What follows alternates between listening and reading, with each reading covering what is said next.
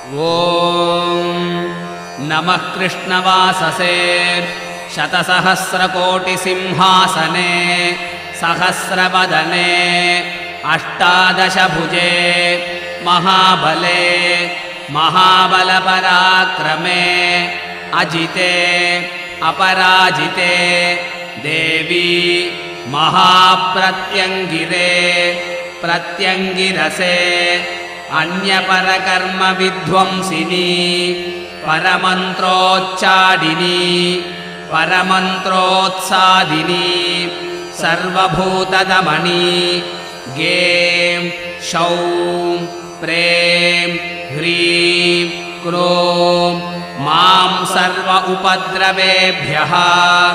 सर्व आपद्भ्यो रक्ष रक्ष ह्रां ह्रीं श्रीं क्रों